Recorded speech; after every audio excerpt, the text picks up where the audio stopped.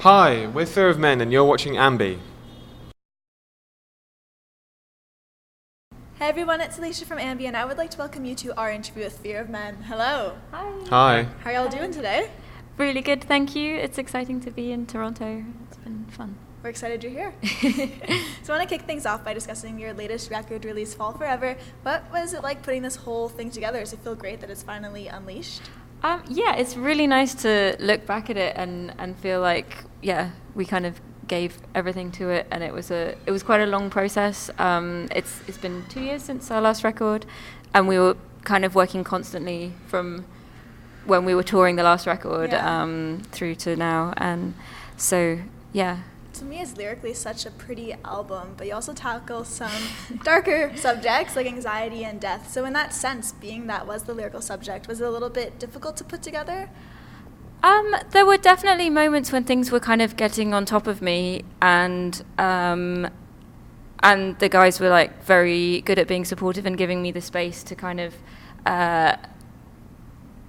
let that almost overwhelm me, to kind of let what we were going to make come out. It's hard to say. It was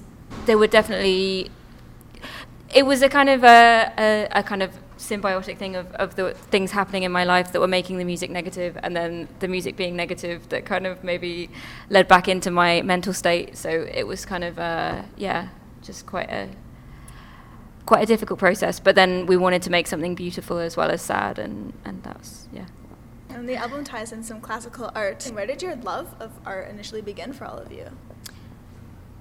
Who would like when it comes to visual art?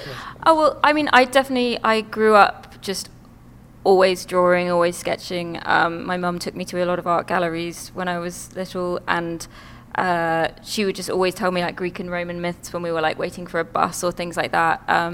So I've always it's always been this kind of like tantalizing world that you can't reach, but you can see fragments of it. You know, if you visit Italy and you're in an amphitheater or something, that's like an amazing. It's an amazing feeling. It's kind of very surreal and kind of timeless. And so I've kind of always loved classical civilization and art. And then I studied fine art and history of art at Goldsmiths, and that was when we started the band, really. It's always been very much like a part of what we were trying to do, and. And for both of you, did it kind of start to really click when you met Jess, or was it something that you loved prior? I think I suppose previously it'd been more of like sound art more than like visual art, I suppose, and then then you open up that other world of your part of your brain to like looking at things rather than just listening to things all the time. So I guess I was more into that previously. My dad's actually an art teacher, and he's a very talented artist, so he's kind of always introduced me to new art and the classics and things like that. So I kind of always had an appreciation of it, and it was nice to sort of meet Jess, who was, at the time a practicing artist and a student at Goldsmiths, and then I kind of, like Mike says, I kind of, almost we threw ourselves into it more from meeting Jess. And then you're now taking the new record out on the road here in Toronto tonight. How's the whole North American tour been treating you? Really great. It's great to actually be doing, it's our first headline tour of North America, so it's actually amazing. It's very exciting to know that most of the people who come to our shows have come to see us. And we're only about a third of the way in, maybe not even that, so we're not going to jinx it, but it's been really good so far.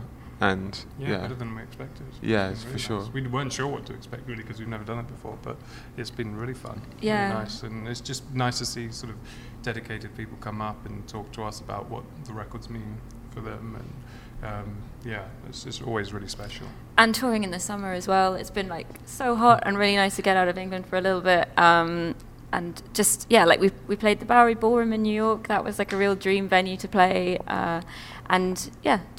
Just being on our own tour is like a real dream come true. Yeah, for sure. And our driver's really great. Yes. He's up for all the, even though he's American, he's up for doing all the tourist stops and the detours to go to lakes and things like that. So we're looking forward to going to do more things on the West Coast or wherever that takes us on the way. We had a day off for the 4th of July, so that was like exciting. We were in Vermont and swam in a lake. had some So drinks. we wanted a day off in Toronto so we could do some sort of Drake experience. But I've already run off to the OVO store, but I couldn't afford anything. So that was, a bit of a failed pilgrimage. But Dan's photoshopped me onto the cover of Views as well. Very nice. So, yeah. You should write to them. Maybe you could get sponsored. Maybe you could be brought into the OVO fold. Well, that would be nice. I would settle for they have some nice caps that say know yourself, and that's pretty it's the good. kind of phrase I like. Yeah. It's good. But $48. Well, since you're playing so many cool cities and venues on this tour, where would you love to take Fear of Men that you've yet to? Japan is yeah. definitely a big one.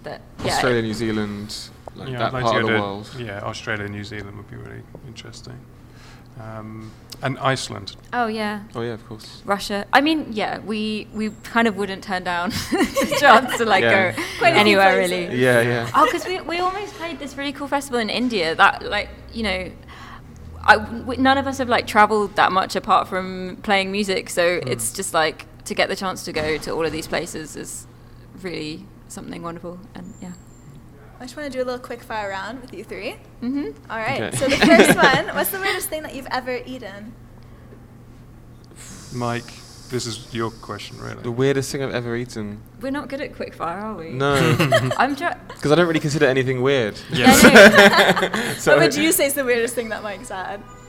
He just really likes a lot of pickled, and fermented things in tins that look like they're 40 years old or something. That's kind of his specialty. Yeah. So everything Mike eats seems weird to me, but I'm not very adventurous. I'm trying to think of the things that because I will, if there's something, then I'll try it. But yeah, Nothing I can't think what. spectacular.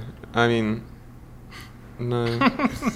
It's not Actually, adventurous. Helen, our bass player, is quite a good person to talk to about weird food. She likes chicken feet, and I can just see her little eyes looking over Just the peering over.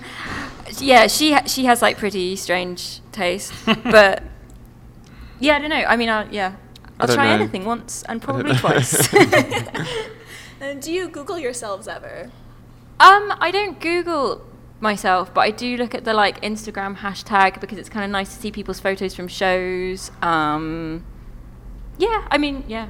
I read reviews because that's also just fascinating, because sometimes I don't know, a lot just kind of say the same sort of things, but if someone has kind of taken the time to have a real perspective on it, and then you're finding out about their mindset, and they're kind of telling you about your mindset, and that kind of thing can be really fascinating.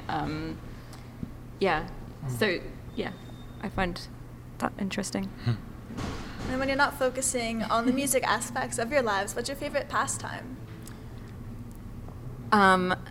Cats and cats, painting, reading, just drinking coffee outside.